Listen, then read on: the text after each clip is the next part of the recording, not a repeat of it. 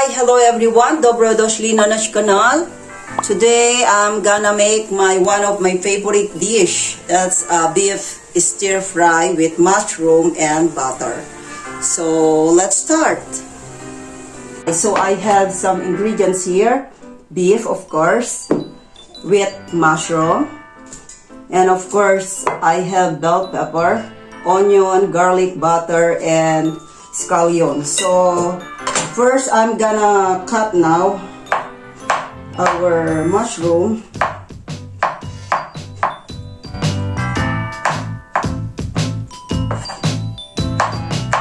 Like that. So ito, favorite ko po ito. It's very easy to do it.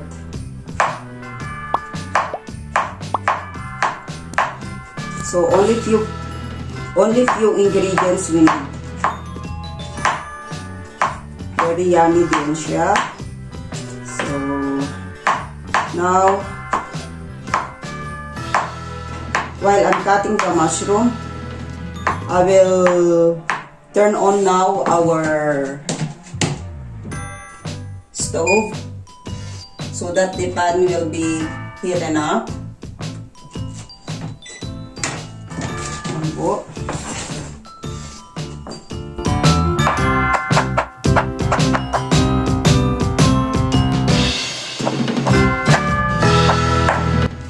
So I have here also a soy sauce.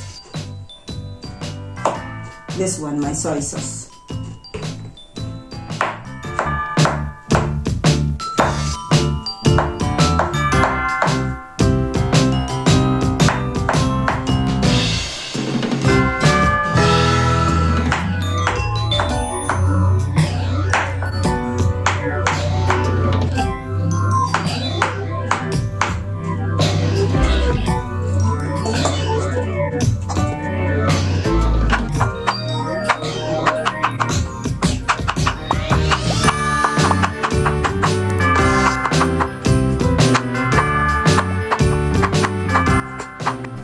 Now, let's put our butter.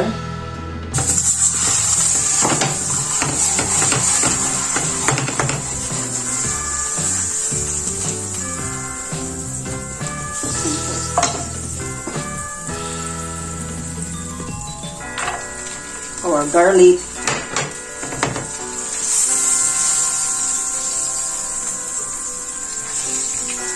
So let's wait till our garlic will little bit brown before we will put our onion.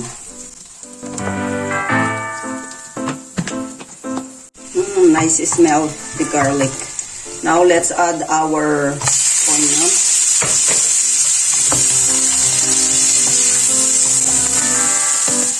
Our beef.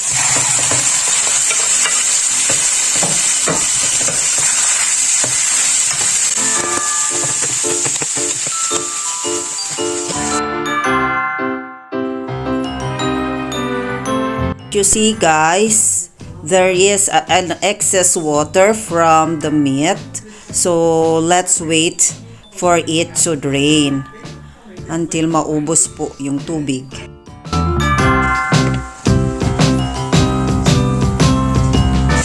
So as you see, guys, the water is already running out, so let's slightly fry a little bit before we will put our water.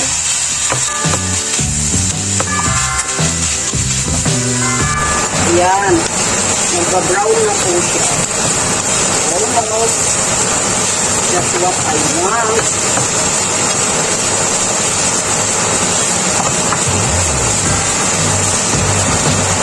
So now, we will add the water.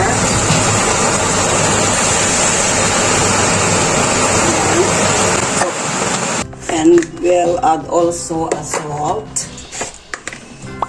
only little bit salt, because we will put also our soy sauce. So we'll just add later if needed po. our ground pepper. So let's just wait po till 1 hour maybe, because this one is a beef. Now it's already boiling, so I will reduce now the heat so that it's more easy to get tender our meat. Like that. So let's wait till 45 minutes. After 30 minutes, let's add our mushroom. So let's wait again till 20 minutes more. Now, I will add my bell pepper, and they have scallion.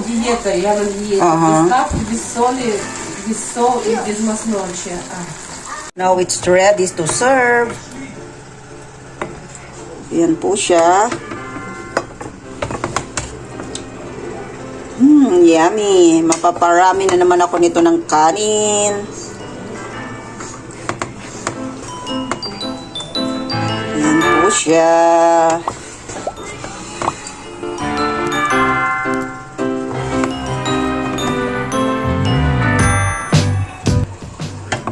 That's it. Now, gonna put scallions on top. So this is it, our yummy beef stir fry with mushroom and butter.